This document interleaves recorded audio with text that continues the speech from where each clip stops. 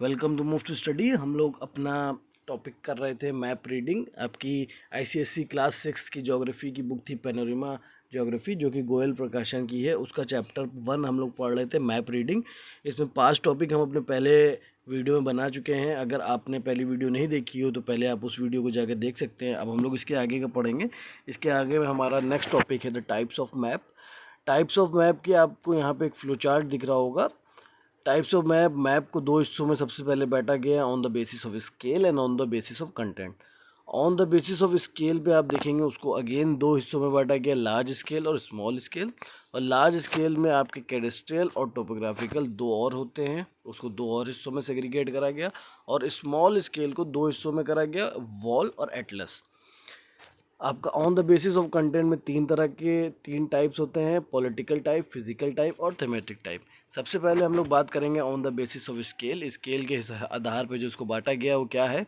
On the basis of scale there are two types of map, large scale, small scale. अगर scale के हिसाब से बांटते हैं तो दो तरह के मैप होते हैं आपके, लार्ज स्केल और स्मॉल स्केल। लार्ज स्केल में भी दो तरह के हैं, आप देख सकते हैं, कैडेस्ट्रियल और टोपोग्राफिकल। तो लार्ज स्केल मैप होता क्या है, लार्ज स्केल मैप क्या होता है, large scale map shows a small area in a great detail. छोटे से एरिया को पूरी डिटेल्स के साथ दिखाता है, वो आपका लार्ज स्केल मैप होता है। यहाँ पे आप देख सकते हैं फिगर 1.7 आपका कैडेस्ट्रियल मैप दिखाया गया है। इसमें आप देख सकते हैं इस मैप में एक फ़ोटो दी हुई है एक मैप की, और एक छोटा से एरिया को पूरी डिटेलिंग के साथ दिखाया गया है, कहाँ पे रोड है, क्या है, कहाँ पे कौन सी लाइन है, पूरी पूरी चीज़ें यहाँ पे दिखाई गई हैं, पूरी डिटेल्स होती हैं। तो लार्ज स्केल मैप क्या होता है, एक छोटे एरिया को वहाँ पे एग्जैक्टली जितनी डिटेल्स अवेलेबल हो सकती हैं उस डिटेल के साथ दिखाते हैं, ये आपका लार्ज स्केल मैप होता है। कैडेस्ट्रियल मैप क्या है, these are also known as the plan and are drawn on the large scale. तो कैडेस्ट्रियल मैप आपके क्या है, इनको प्लान्स भी बोला जाता है और ये लार्ज स्केल पे बनाए देते हैं। ये क्यों है, ये आपको पूरी पूरी डिटेल्स देते हैं, they give the full details of properties in the building. They are useful for local administration, city surveys, recording land ownership and city plans. अब ये इस्तेमाल कहाँ कहाँ पे होते हैं, ये लोकल एडमिनिस्ट्रेशन में इस्तेमाल होते हैं, सिटी सर्वे में इस्तेमाल किए जाते हैं और रिकॉर्डिंग एंड ओनरशिप में इनको इस्तेमाल किया जाता है। दूसरा तरह का कौन सा मैप था आपका लार्ज स्केल में, topographical map. These map are prepare after a careful and accurate survey of an area. ये मैप जो बनाए जाते हैं इसमें आपका पहले एरिया का सर्वे किया जाता है, एक्यूरेट सर्वे किया जाता है, उसके बाद ही ये मैप बनते हैं। They are usually drawn on the large scale, और ये हमेशा लार्ज स्केल, ये लार्ज स्केल का ही पार्ट है आपका topographical map. These show both natural features like hill, valleys and man-made feature like building, roads and settlement. अब इन map में क्या होता है, ये मैप आपको दोनों चीज़ें दिखाते हैं। नेचुरल चीज़ें भी आपको दिखाएंगे, जो वहाँ पे पहाड़ हैं या घाटियाँ हैं, वैलीज़ हैं, वो भी आपको इन मैप में देखने को मिलेंगी। और वो चीज़ें भी दिखेंगी जो मैन मेड है, यानी बिल्डिंग्स, रोड, सेटलमेंट जो इंसानों ने बनाई, वो भी आप देख सकते हैं। यहाँ पे एक एग्जाम्पल है आपका टोपोग्राफिकल मैप का। तो इसमें आप देख सकते हैं रिवर भी है, आपको रिवर भी दिख रही है। उसके बाद जो एरिया इंसानों ने बनाया है, देखिए गुलाबगंज लिखा हुआ है यहाँ पे, बिल्डिंग्स वगैरह भी दिख रही हैं, रोड्स भी दिख रही हैं। तो ये सारी चीज़ें मैन मेड है, वो भी आपको दिख रही हैं, और जो नेचुरल चीज़ें हैं वो भी आपको इसमें दिख रही हैं। तो ये आपका टोपोग्राफिकल मैप होता है। These are useful for military purpose. अब टोपोग्राफिकल मैप को इस्तेमाल कहाँ कहाँ किया जाता है, ये मिलिट्री पर्पस में ही बहुत अच्छा इसका इस्तेमाल होता है। In our country the survey of India has prepare numerous topographical map. Survey of India ने बहुत से टोपोग्राफिकल मैप बना रखे हैं। These map are drawn to a scale of 1:25,000 and 1:50,000। तो ये अलग अलग स्केल पे बने, 1:25,000 और 1:50,000। स्केल का मतलब मैंने इससे पहले वीडियो में आपको बताया था। स्केल का मतलब क्या होता है, इसका मतलब ये है कि एक पार्ट 25,000 पार्ट के बराबर है। 1:25 का मतलब ये है, आपका जो पेपर पे आपका एक डिस्टेंस जो भी माना होगा, इन्हें मान लेते 1 सेंटीमीटर अगर मान रहे हैं, तो 1 सेंटीमीटर आपका 25,000 सेंटीमीटर के बराबर है। तो इस तरह से इस मैप को स्केल किया गया है। अब बात करते हैं स्मॉल स्केल मैप की। These map are shown a large area in less detail. जो स्मॉल स्केल मैप होते हैं वो क्या कहते हैं, बड़े एरिया को दिखाते हैं लेकिन इतनी डिटेल्स में नहीं दिखाते। तो एक बड़ा एरिया है आपके पास और डिटेल कम है। जैसे कि एटलस आप देख रहे हैं, एटलस यहाँ पे बना हुआ है 1.10, इसको एटलस मैप बोलते हैं। इसमें आप देख सकते हैं ना, पूरा का पूरा वर्ल्ड आपको दिख रहा है लेकिन छोटा छोटा दिख रहा है, पूरी डिटेल्स के साथ नहीं दिख रहा। तो ये आपका स्मॉल स्केल मैप होता है। स्मॉल स्केल मैप का पहला पार्ट हम देखते हैं कौन सा टाइप होता है। पहला होता है wall type. These are the small scale map, they show the large area of the earth at a glance. ये छोटे स्केल मैप होते हैं और ये बड़े एरिया को दिखाते हैं, अर्थ के बड़े एरिया को शो करते हैं। They depict various feature like relief, vegetation, population and communication. अब इनकी जो फीचर्स होते हैं, ये वेजिटेशन आपको बताएंगे, कितनी पॉपुलेशन है वहाँ पे, कितनी क्या कम्युनिकेशन है, उसके बारे में ये आपको बता सकते हैं। These map are for display purpose in office and classroom. यही मैप आपके क्लासरूम में यूज़ होते हैं और ऑफिस में यूज़ होते हैं, दीवारों पर लगे रहते हैं, डिस्प्ले पर्पस के लिए होते हैं, क्योंकि एक बड़े एरिया को ये दिखाते हैं, इतनी ज़्यादा डिटेलिंग में ये चीज़ों को नहीं बताते। ये आप देख सकते होंगे इंडिया का वॉल मैप बना हुआ है। ये वॉल मैप का मतलब ये आप इसको दीवार पे लगा सकते हैं। इसमें आपको इंडिया के अलग अलग शहरों के नाम मिल सकते हैं। आप देख सकते हैं अलग अलग शहरों के नाम मिलेंगे, लेकिन उस शहर के अंदर कितनी रोड हैं, क्या है, वो सब आपको पता नहीं चल रहा। तो डिटेल्स कम है, लेकिन ये इंडिया का पॉलिटिकल मैप है। इसमें आपको इंडिया के सारे सारे शहरों के नाम आपको मिल जाएंगे, लेकिन आपको डिटेल्स में नहीं मिलेगा कहाँ पे कितनी रोड्स हैं, क्या क्या वेजिटेशन है, कौन सी बिल्डिंग्स कहाँ पे बनी हैं, ये वो आपको इसमें देखने को नहीं मिलेगा। सिर्फ बाउंड्रीज आपको दिख रही हैं। तो ये होता है आपका small scale map. Atlas map क्या है? बेसिकली आप देख सकते होंगे फोटो में, collection of map is called Atlas. बहुत से मैप एक साथ कहीं जगह पर रखे हों तो उसको हम लोग एटलस बोलते हैं। These map are drawn on a smaller scale as compare to the wall. अब ये और छोटे स्केल पे बनाए जाते हैं, वॉल से भी छोटे स्केल पे होते हैं ये। They are very convenient to carry in a book form. ये इनको कैरी करना आसान होता है बुक फॉर्म में, और ये बेसिकली एजुकेशन पर्पस में यूज़ होते हैं। On the basis of content, अब कंटेंट के बेसिस में भी मैप को अलग अलग सेग्रीगेट किया गया है, तो उसमें भी टाइप्स देख सकते हैं। पॉलिटिकल मैप क्या होता है? Political map shows the countries of the world. पूरे दुनिया की कंट्रीज़ को अगर दिखाना है तो वो आपका क्या होता है? Political map. They also show international border, state, capital, cities, town. They are drawn on a small scale. अब आप देख सकते हैं ये आपका इंडिया का एक पॉलिटिकल मैप है। अब इसमें आपको दिख रहा होगा कि कैसे इंडिया के बराबर में आप देख रहे हैं पाकिस्तान है, यहाँ पे चाइना है, तिब्बत है। और इंडिया को भी अगर मैं जूम करके देखूँ तो ये देख सकते हैं आप लद्दाख, अलग अलग शहरों के नाम हैं, अलग अलग प्रदेश के नाम हैं, अलग अलग स्टेट्स के नाम हैं। तो ये आपका पॉलिटिकल मैप होता है जो बाउंड्रीज़ को बताता है, बॉर्डर को बताता है, स्टेट, सिटीज़, टाउन को बताता है। तो ये आपका पॉलिटिकल मैप है। फिजिकल मैप क्या होते हैं? These map shows physical feature of the region of the earth like mountain, river, plateau, coastal areas and water bodies. Physical map आपको क्या दिखाएगा? फिजिकल मैप आपको दिखाता है कि उस एरिया में कितनी नदियां हैं, कितने प्लेटू हैं, कितनी वाटर बॉडीज़ हैं। ये आपको कहाँ से पता चलता है? ये आपको फिजिकल मैप से पता चलता है। आप देख सकते हैं यहाँ पे एग्जांपल दिया गया ऑस्ट्रेलिया का फिजिकल मैप। तो आप सिर्फ ऑस्ट्रेलिया के फिजिकल मैप में देख सकते हैं कि क्या क्या चीज़ें दिखाई गई। इसके आसपास पानी है, वाटर बॉडीज़ को शो किया गया है, ग्रीनरी दिखाई गई है, यानी यहाँ पे वेजिटेशन को शो किया गया है। तो ये आपका फिजिकल मैप है। इसी तरह से एक और मैप का टाइप होता है, उसको बोलते हैं थीमेटिक मैप। थीमेटिक मैप जो होता है वो आपका particular feature, vegetation of the area, distribution of mineral industries. अब ये क्या करता है कि ये इंडस्ट्रीज़ को आपको यहाँ पे दिखा रहा है। यहाँ पे आप देख सकते हैं इंडिया का थीमेटिक मैप है, और ये आपको क्या दिखा रहा है? डिस्ट्रीब्यूशन ऑफ सॉइल्स, मतलब मिनरल को सेग्रीगेट कर रहा है, कौन सी मिट्टी कहाँ पे पाई जाती है ये वो दिखा रहा है। आप देख सकते हैं रेड सॉइल कहाँ कहाँ पाई जाती है, तो ये रेड कलर से शो कर रहा है। एलिवियल सॉइल जहाँ जहाँ पाई जाती है वो एरिया को ये ग्रीन कलर का शो कर रहा है। डिज़र्ट सॉइल जहाँ पे पाई जाती है उस एरिया को ये येलो कलर का शो कर रहा है। ब्लैक सॉइल जहाँ पे मिलती है उस एरिया को ये आपको मैप पे शो कर रहा है ब्लैक। तो ये होता है आपका थीमेटिक मैप, जो आपका मिनरल्स वगैरह को शो करने के लिए इस्तेमाल किया जाता है। तो यहाँ पे बेसिकली ये आपका सॉइल इंडिया में कहाँ कहाँ पे कौन सी सॉइल पाई जाती है, किस रीजन में, ये मैप वो शो कर रहा है आपको। इसके बाद नेक्स्ट टॉपिक पे चलते हैं। तो components of the map, the major components of the map are follows. पहला उसका होता है टाइटल, डायरेक्शन और स्केल। तीन चीज़ें आपकी मैप की मेजर कंपोनेंट होती हैं, title, direction and scale. Title क्या होता है? Title is necessary to identify the map. अब टाइटल ज़रूरी इसलिए होता है कि हमको पता कैसे चलेगा ये किस चीज़ का मैप है। अभी जैसे कि आपने यहाँ पे ऊपर देखा तो यहाँ पे लिखा हुआ है India thematic map distribution of soil. तो ये आपको इसके टाइटल से ही पता चला इसमें क्या वो दिखा रहे हैं आपको, कहाँ कहाँ पे कौन सी मिट्टी पाई जाती है। तो इस मैप में ये बता रहा है। तो टाइटल बहुत इंपॉर्टेंट होता है। Direction, direction is an essential component of the map. Without the knowledge of the direction one can never reach one destination. अब किस डायरेक्शन में वो मैप है, अगर आपको ये नहीं पता होगा तो आप मैप को पढ़ के गलत डायरेक्शन में चले जाएंगे। आपको जहाँ जाना चाहिए आप वहाँ नहीं जाएंगे, गलत डेस्टिनेशन पे पहुँच जाएंगे। With modern technologies new devices for finding direction are being use. अब जैसे जैसे टेक्नोलॉजीज बढ़ रही है तो नई नई डिवाइसेस आ रही हैं जिनसे हम लोग डायरेक्शन को फाइंड कर सकते हैं। Direction is a relative term and is expressed in relation to a given point.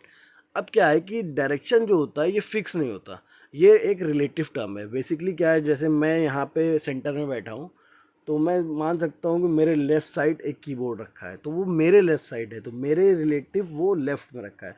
हो सकता है आप के वो राइट में हो, आप जहाँ पे बैठे हो उसके राइट में वो हो सकता है, लेकिन मेरे हिसाब से वो मेरे लेफ़्ट में है।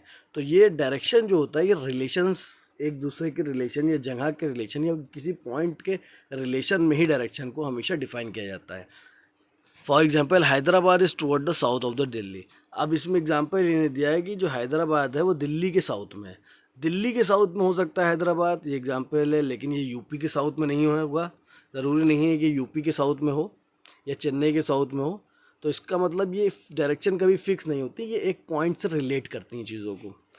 Now we therefore are four dimension.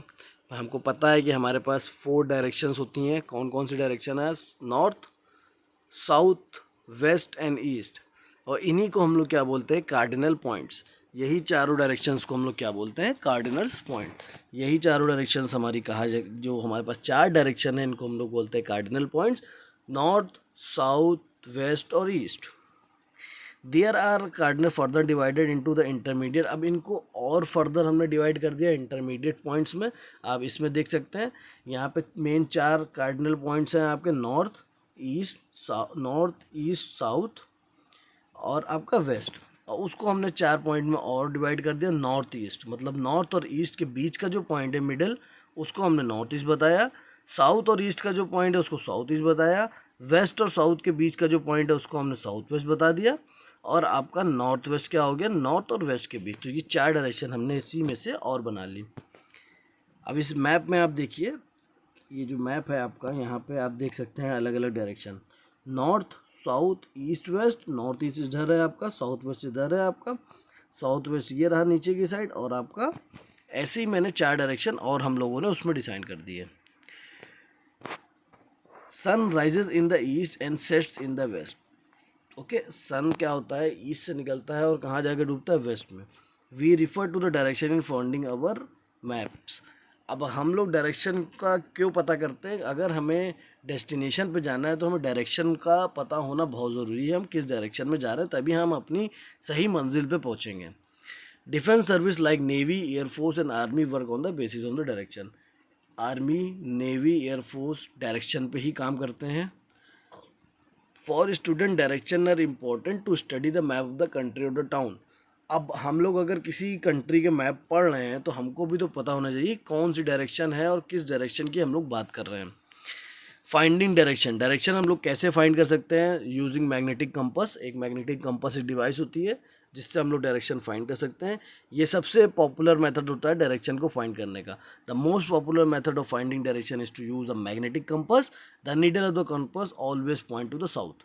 Magnetic compass एक डिवाइस है जिसको बनाया गया है, उसकी जो नीडल होती है वो हमेशा साउथ डायरेक्शन की तरफ इशारा करती है, नॉर्थ डायरेक्शन की तरफ सॉरी इशारा करती है। तो हमें अगर हम कंपास को हाथ में लिए हैं तो वो हमेशा हमें क्या दिखाएगा? नॉर्थ डायरेक्शन दिखाएगा।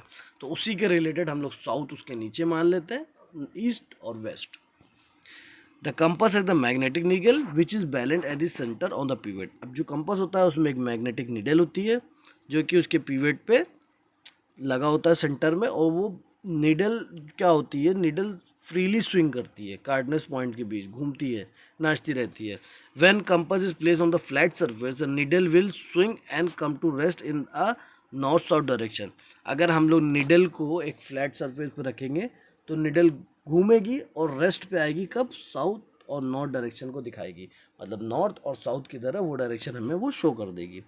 जैसे कि आप इसमें देख सकते हैं, ऊपर नॉर्थ शो कर रही है, नीचे की तरफ साउथ पोल को शो कर रही है। A magnetic compass is also called as the mariner's compass because the mariner's seaman is used to find the direction over the ocean. इसको आपका मरीनर्स कंपास भी बोला जाता है। जो लोग नदी में ज़्यादा सफ़र करते हैं, जो मरीन लोग होते हैं, मरीन नेवी होती है आपकी। तो ये सब जो सी मेंस होते हैं, जो समुद्री सफ़र ज़्यादा करते हैं, ये लोग इसका इस्तेमाल ज़्यादा करते हैं आपका मैग्नेटिक कंपास का, तो उसको मरीनर्स कंपास भी बोला जाता है। दूसरा तरीका क्या है डायरेक्शन फाइंड करने का? With the help of the rising sun. अगर सूरज जिधर से निकल रहा है तो हम लोग वहाँ से भी बता सकते हैं उसकी direction. We can find the direction with the help of the sun.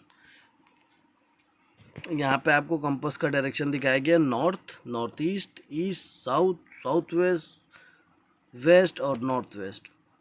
We know that the sun rises in the east and sets in the west. हमें पता है कि सूरज ईस्ट से निकलता है और वेस्ट में जाके डूब जाता है। We stand facing the sun in the morning, then we are facing the east. अगर हम लोग मॉर्निंग में सूरज की तरफ मुंह करके खड़े होंगे तो हम लोग क्या देख रहे हैं? हम लोग ईस्ट डायरेक्शन को देख रहे हैं। The west is towards our back, तो हम वेस्ट क्या होगा? ऑटोमेटिकली वेस्ट हमारे पीछे हो जाएगा। The left hand point the north and the right hand point the south. अब हम लोग सूरज की तरफ अगर देख रहे हैं तो हम लोग ईस्ट डायरेक्शन में देख रहे हैं, हमारे पीछे वेस्ट हो जाएगा। और जो हमारा लेफ्ट हैंड होगा वो नॉर्थ डायरेक्शन को बताएगा, और जो हमारा साउथ हैंड होगा वो हमारा राइट हैंड होगा, वो हमारे साउथ डायरेक्शन को बताएगा। तो ये एक एक्टिविटी भी है आपके लिए। आप जब मॉर्निंग में सुबह सूरज निकले तो आप उसके सामने खड़े होकर आप डायरेक्शन फाइंड करने की कोशिश करिए। सामने की तरफ ईस्ट होगा, पीछे की तरफ वेस्ट होगा, और आपका जो लेफ्ट हैंड होगा वो आपको नॉर्थ बताएगा, और आपका जो राइट हैंड होगा वो आपको साउथ बताएगा। With the help of the pole star. अब एक और तरीका है पोल स्टार की मदद से। Another way of finding the direction is the pole star or the north star. The pole star always point towards the north and is always visible in the sky. जो आपका पोल स्टार होता है वो हमेशा north की तरफ point करता है और हमेशा आसमान में दिखता रहता है। In the northern hemisphere there is a constellation of 7 star. It is known as the Ursa Major or the Great Bear. It is called Saptarishi in India. The two right-handed star of the plug always point toward the pole star. अब क्या होता है, ये आपका जो pole star है ये हमेशा आपका नॉर्थ की तरफ फेस करता है, जो आपका पोल स्टार है। कॉन्स्टलेशन ऊर्जा मेजर एंड पोलर स्टार का यहाँ पे एक फिगर दिया गया है। होता क्या है आपका, in the northern hemisphere there is a constellation of 7 star. तो यहाँ पे एक 7 स्टार का पूरा ग्रुप होता है जिसको हम लोग ऊर्सा मेजर और ग्रेट बियर भी बोलते हैं, और इंडिया में इसको बोला जाता है Saptarishi. The two right hand star of the plough always point the pole star. तो जो इसके दो राइट हैंड होते हैं वो हमेशा आपको पोल स्टैंड की तरफ always point the pole star, pole star की तरफ, इसको हमेशा पोल स्टार की तरफ ही पॉइंट करते हैं। सप्तऋषि जो होता है उसके जो दो राइट हैंड स्टार्स होते हैं प्लग के, वो क्या करते हैं? हमेशा पोल स्टार की तरफ आपका इशारा करते हैं। तो यहाँ पे आप फिगर में भी देख सकते होंगे 1 2 3 4 5 6 7। तो ये जो 7 स्टार है आपका स्प्रिंग सीजन में यहाँ पे होता है, तो किधर इशारा कर रहा है? आपका पोल स्टार की तरफ। इसके बाद विंटर में ये इधर आ जाता है, और उसके बाद आपका समर्स में यहाँ पे आ जाता है।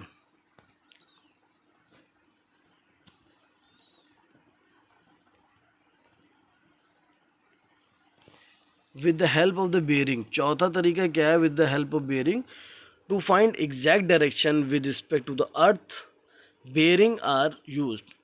It is always measure in the clockwise direction. अब क्या है कि अगर आपको डायरेक्शन निकालने हैं तो हम लोग बेयरिंग का इस्तेमाल करते हैं, लेकिन इनको हमेशा हम लोग क्लॉकवाइज डायरेक्शन में ही मेजर करते हैं। The term bearing is use in navigation to refer to our direction of motion and it is measure in degree.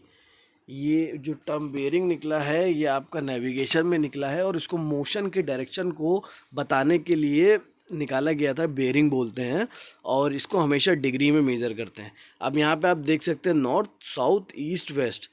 अब यहाँ पे आपको दिख रहा होगा कि 66 डिग्री 40 मिनट आपको दिख रहा है।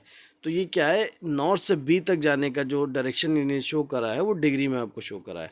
और नॉर्थ सी तक अगर आप आ रहे हैं सी पॉइंट तक तो 124 डिग्री 28 मिनट्स। और अगर वही नॉर्थ से आप डी तक जा रहे हैं तो 224 डिग्री 21 मिनट। तो ये अलग अलग आपको डायरेक्शन शो करे गए हैं अगर नॉर्थ से जहाँ पे जा रहे हैं, लेकिन जो रिलेटिव पॉइंट लिया है इन्होंने वो नॉर्थ लिया है, और नॉर्थ से ही क्लॉकवाइज डायरेक्शन मूव कर रहे हैं हम लोग। अब बात करते हैं स्केल। स्केल क्या होता है? हम लोग पहले ही छोटा सा इसके बारे में डिस्कशन कर सकते हैं। बड़ी चीज़ को छोटा करके हम लोग दिखाते हैं तो उसको हम लोग बोलते हैं scale. Scale is a measuring light that show the relationship of the between two places on the map to their actual distance on the land. अब क्या है, मैप पे दिखाने के लिए दो चीज़ों के डिस्टेंस को मैप पे दिखाने के लिए हम लोग स्केल का इस्तेमाल करते हैं, क्योंकि एक्चुअली में वो लैंड पे बहुत दूरी में होंगी, लेकिन हमें उनको मैप पे दिखाना है तो हम उनको स्केल के हिसाब से छोटा कर लेते हैं अपने हिसाब से। Definition of the scale: scale can be defined as a ratio between the distance measure of map and corresponding on the distance of land connecting the two point represented by the same unit.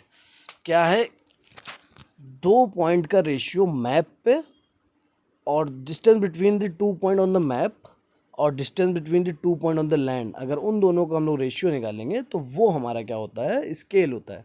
Example क्या है कि map पे मैंने दो चीज़ें बनाई, मैंने बनाया एक रोड और एक नदी, और इन दोनों के बीच का डिस्टेंस ले लिया 10, अपने हिसाब से मैंने 10 ले लिया। अभी मैंने इसमें कोई यूनिट ऐड नहीं करा है, ये 10 सेंटीमीटर हो सकता है, 10 हो सकता है, कुछ भी हो सकता है, मैंने इसको ले लिया 10। और यही एक्चुअल में, यही रोड और नदी के बीच का डिस्टेंस एक्चुअल में कितना होना चाहिए, 10 होना चाहिए। अब ये एक्चुअल में कितना है, 10 किलोमीटर्स मान लेते हैं हो रहा है, तो 10 किलोमीटर्स हम लोग पेपर पे कैसे बनाएंगे, हम लोग यूनिट हटा देंगे, वन स्केल को हम लोग 1 किलोमीटर बताएंगे। अपने अपने ग्राफ पे, अपने मैप पे 1 mm is equal to 1 kilometre कर लेंगे, तो 10 mm का जो डिस्टेंस होगा वो एक्चुअल में कितना होगा, 10 किलोमीटर के बराबर होगा। For example, when we say that the scale of map is 1 centimetre to 1 kilometre, we mean that 1 centimetre of the map. ये सेम चीज़ बताने की कोशिश कर रहे हैं जो मैंने आपको बताई।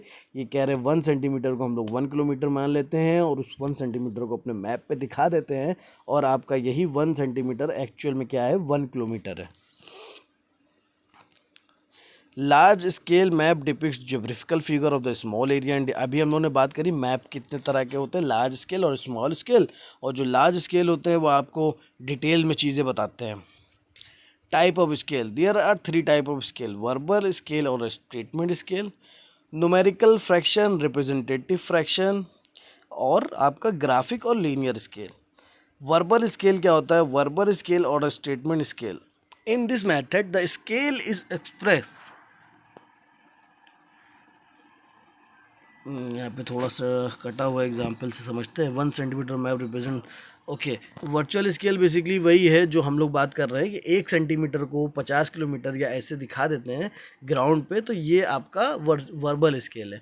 जो अभी हमने बात करी कि 1 सेंटीमीटर को 1 किलोमीटर दिखा देते हैं या 1 सेंटीमीटर को 1 किलोमीटर दिखा देते हैं, ये आपका वर्बल स्केल होता है। This method is not very popular. ये मेथड पॉपुलर नहीं है, क्यों नहीं है, क्योंकि ये आपका एक्यूरेट मेजरमेंट नहीं दे सकता। रिप्रेजेंटेटिव फ्रैक्शन क्या होता है आपका, numerical fraction method is also known as the representative fraction. This method show the ratio between the distance on the map to the ground. ये आपका क्या होता है, ये आपका रेशियो बताता है, मैप का जो डिस्टेंस है और आपका ग्राउंड का जो डिस्टेंस है उसका जो रेशियो होता है वो कौन बताता है, रिप्रेजेंटेटिव फ्रैक्शन बताता है।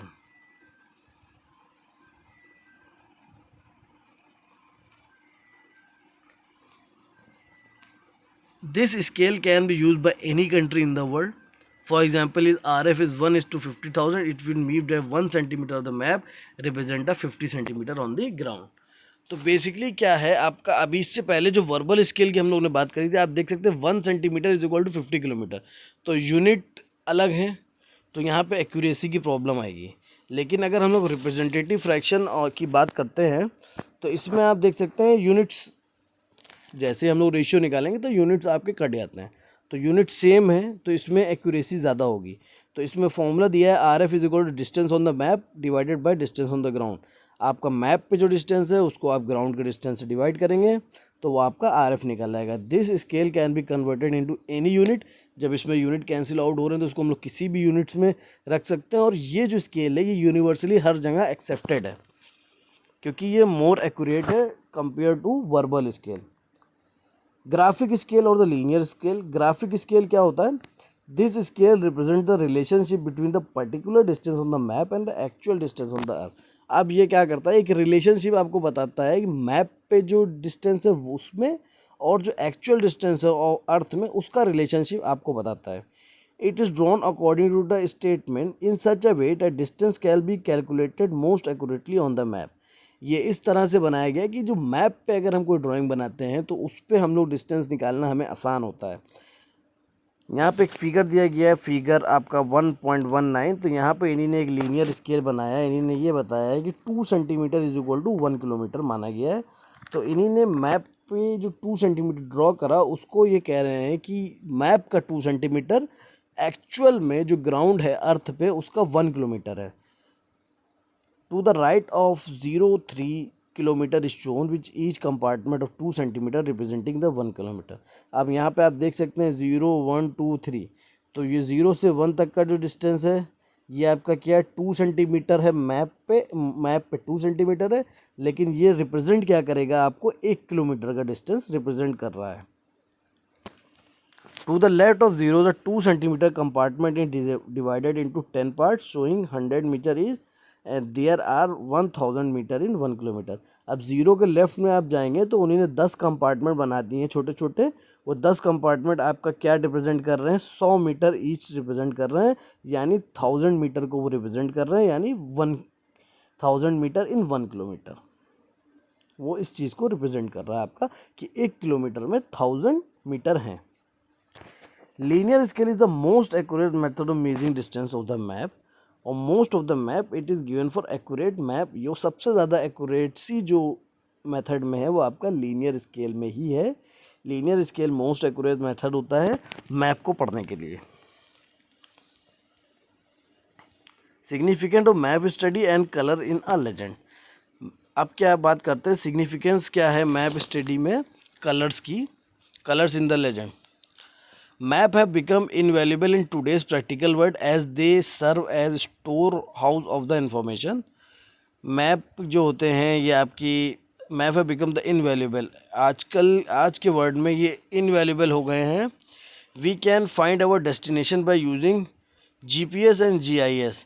तो आजकल मैप का तो इस्तेमाल कोई करता नहीं है, ज़्यादातर लोग क्या करते हैं जीपीएस का इस्तेमाल कर लेते हैं और जीपीएस से ही अपना डेस्टिनेशन ढूंढ लेते हैं। Topological map portray the natural features, man-made features and the cultural features using appropriate color and symbol। आपने अभी देखा था टोपोग्राफिकल मैप जो थे उसमें क्या था अलग अलग कलर का इस्तेमाल किया गया था और अलग अलग कलर्स की मदद से ही वो चीज़ों को दिखाते थे पेपर पे। For map study and map positioning colour are important. तो अगर आपको मैप पढ़ना है या मैप के बारे में सीखना चाहते हैं तो कलर्स की बहुत इंपॉर्टेंस है। कौन सा कलर क्या शो कर रहा है हमें ये पता होना चाहिए और ये कलर आपके यूनिवर्सली हर जगह एक्सेप्टेड होते हैं। ये कलर क्या दिखाते हैं। सबसे पहले बात करते हैं येलो कलर की। येलो कलर आपको cultivated land, plateau, deserts and plain दिखाता है। अगर मैप पे आपको कहीं पे येलो कलर दिख रहा है तो इसका मतलब क्या है वो कल्टीवेटेड लैंड्स, प्लेटू, डिजर्ट्स और प्लेन्स की बात कर रहे हैं।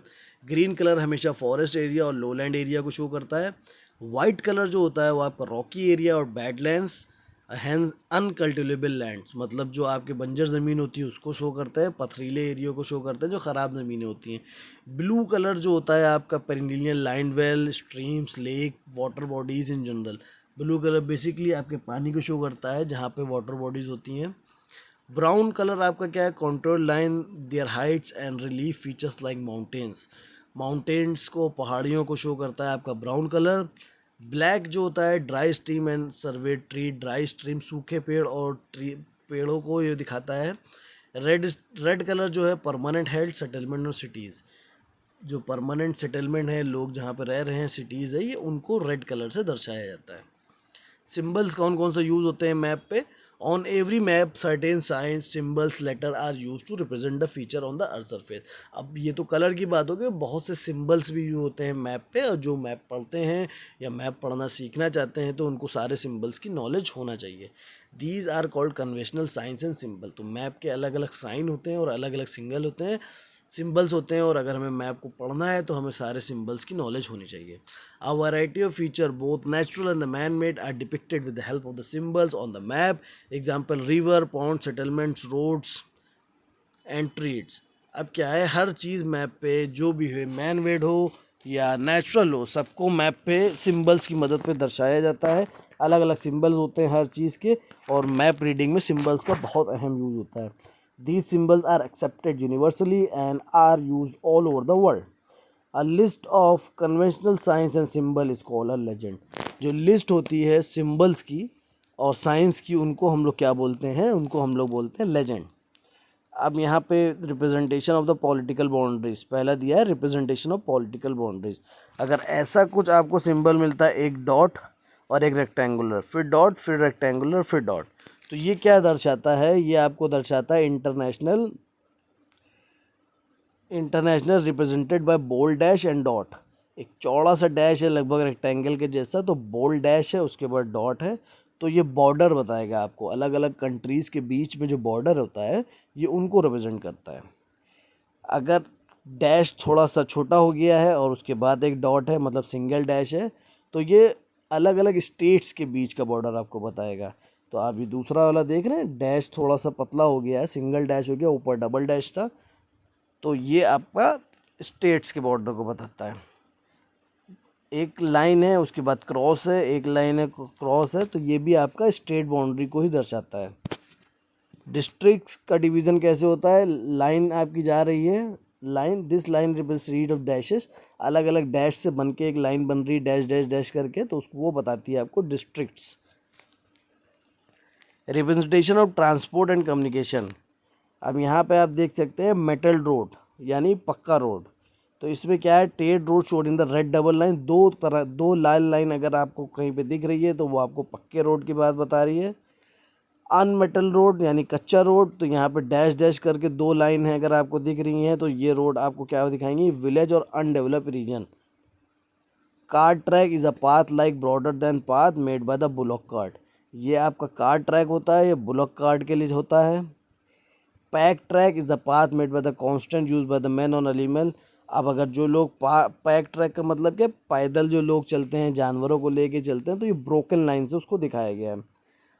ये जो सिंबल आप देखेंगे, ये रिवर ड्राई विद वाटर, ये नदी सूख गई है, तो ये आपका क्या है, वाटर चैनल के साथ सूखी हुई नदी को दिखा रहा है। उसके बाद रिवर विद आइलैंड रॉक, नदी में पत्थर का साइन है, तो ये वो है। Tank dry, it is specked with black dots indicated area of the sea, if the tank is shows with the embankment then it is man made otherwise natural. अब ये क्या सूखे हुए टैंक का शो कर रहा है कि सीजनल जब रेनफॉल होगी यहाँ पे, तब यहाँ पे बढ़ेगा। यहाँ पे आप मैप पे भी देख सकते हैं सारी चीज़ें कैसे, ये देखिए आपके रेड कलर की रोड चल रही है, तो ये आपकी क्या है, ये बेसिकली आपका पक्का रोड है। अब ये देखिए आप डैश डैश डैश डैश चल रहा है, तो ये डिस्ट्रिक्ट को शो कर रहा है, ये रिवर को शो कर रहा है। यहाँ पे आप देखते हैं पेड़ लगे हुए हैं, तो ये ट्री का सिंबल है।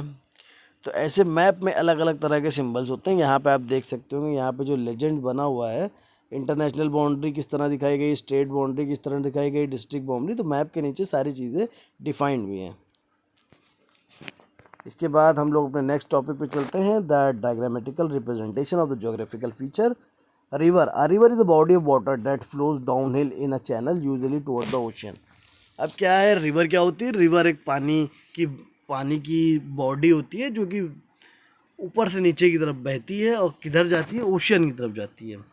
River rise on the high slope and are joined by the number of other rivers and stream. अलग अलग नदियों से मिलते हुए ये लोग बढ़ते हैं। The entire area drain by river and tributary is known as drainage system. अलग अलग रिवर्स जो मिल के बनती हैं, तो उसको हम लोग क्या बोलते हैं, ड्रेनेज सिस्टम बोलते हैं।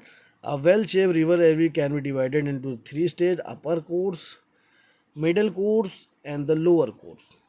A river is a stream of water flowing from higher ground level to the lower. River basically होती क्या है, ये पानी होता है जो ऊंचाई से नीचे की तरफ बह रहा होता है, हायर ग्राउंड लेवल से लोअर ग्राउंड लेवल की तरफ। The origin of the river is called the source of the river. अब जहाँ से वो पानी निकलता है, ओरिजिन होता है, वो सोर्स होती है। The place where the river meet the sea, it's called is mouth. अब जहाँ पे ये नदी जाके समुंदर से मिलती है, उसको बोलते हैं mouth. Hence the rivers form the delta, वहीं पे रिवर्स क्या करती है, डेल्टा का फॉर्मेशन कर लेती है। The course of rivers is originated from a mountain has 3 stage, upper course, middle course and lower course. In every state its form several platform. तो अलग अलग कोर्स हैं आपके रिवर्स के, upper course, middle course and the lower course. तो इनकी बात कर लेते हैं, ये क्या है। Here the rivers flow very swiftly and it generally form the V shape valley in this stage. यहाँ पे बहुत आराम से नदी बहती है और जनरली क्या करती है, वो वी शेप वैली का फॉर्मेशन करती है। कब, अपर कोर्स में।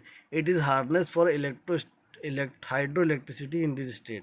यहाँ पे हम लोग नदी से हाइड्रो इलेक्ट्रिसिटी पैदा कर सकते हैं। ये वो स्टेट होती है नदी की।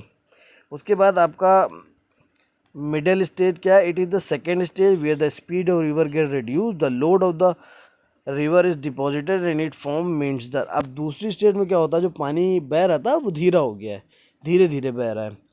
The load of river is deposited, अब नदी का जो भार है वो रुक रहा है धीरे धीरे, और क्या कर रहा है, मेंडर्स के फॉर्मेशन कर रहा है। इट्स फॉर्म मेंडर्स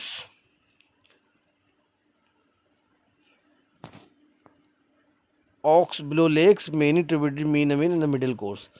मेंडर्स और ऑक्स बो लेक्स का फॉर्मेशन करती है, और यहाँ पे बहुत सी अलग अलग छोटी छोटी झरने आके नदी से मिलते हैं इस मिडिल कोर्स में।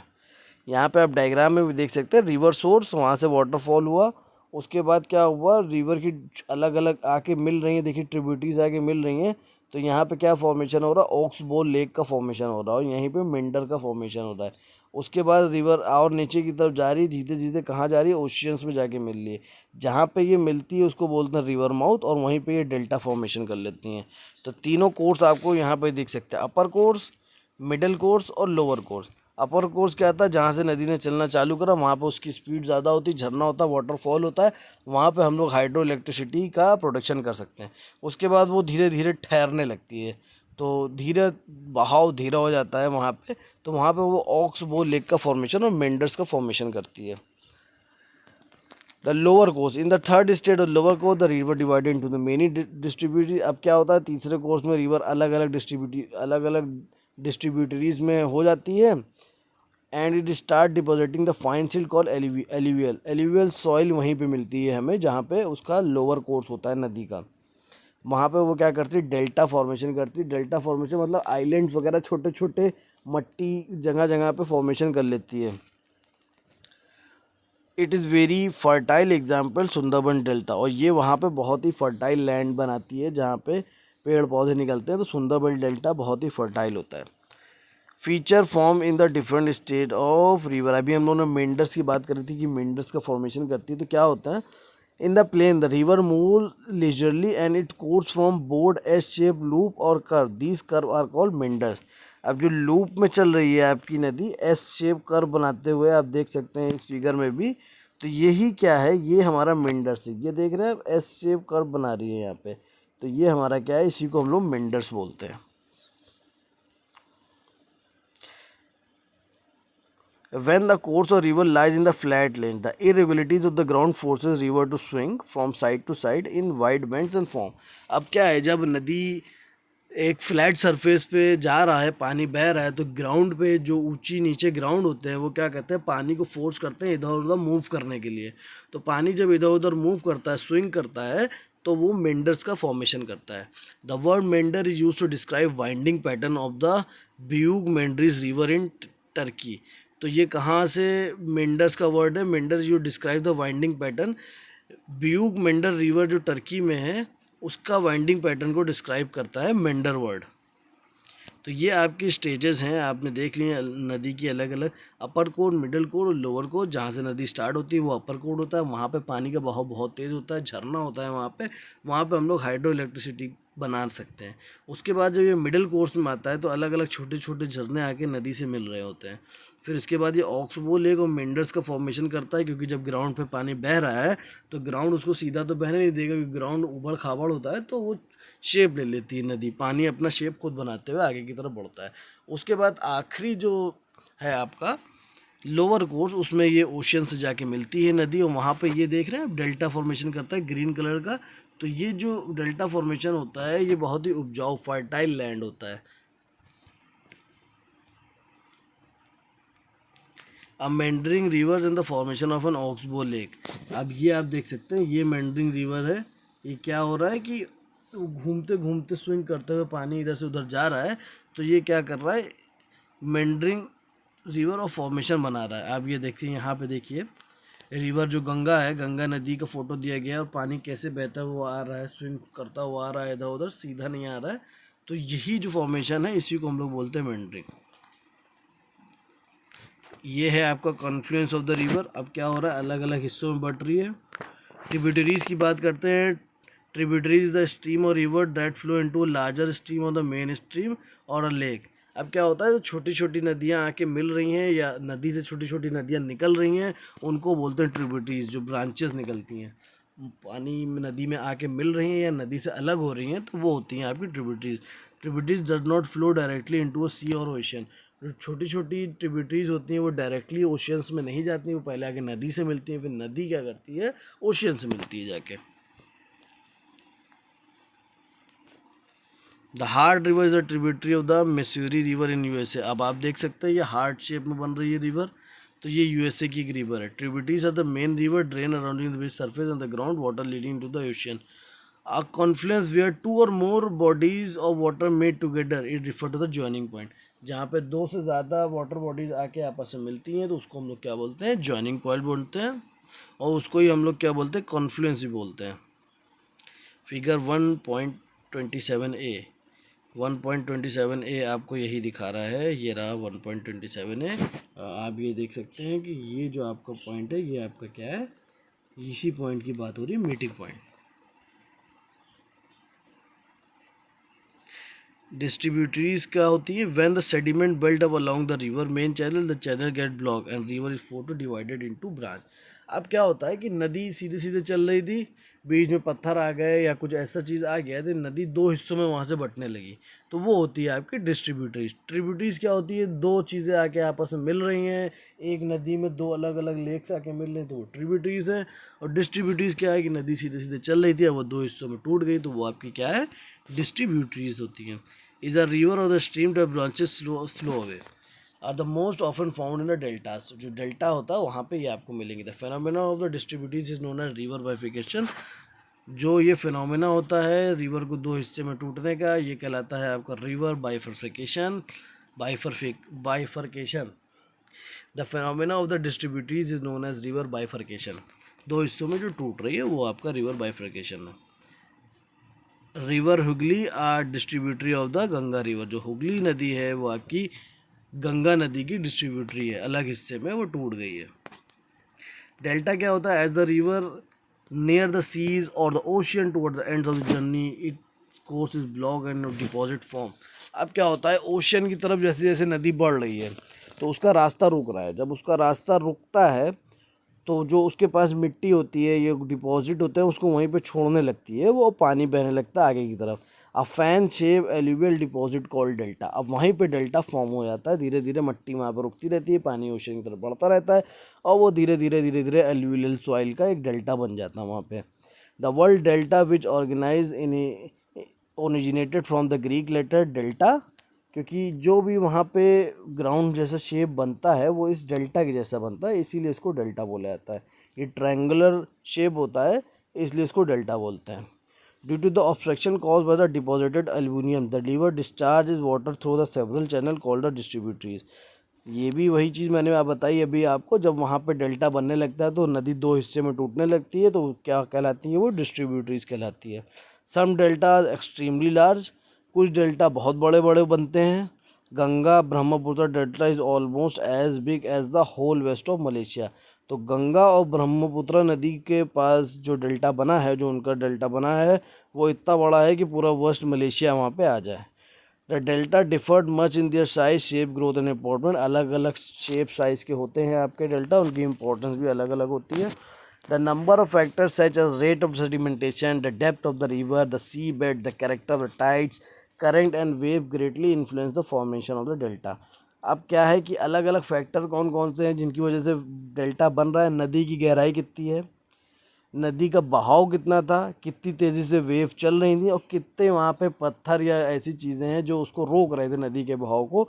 इन सब चीज़ों पर डिपेंड करता है डेल्टा का फॉर्मेशन।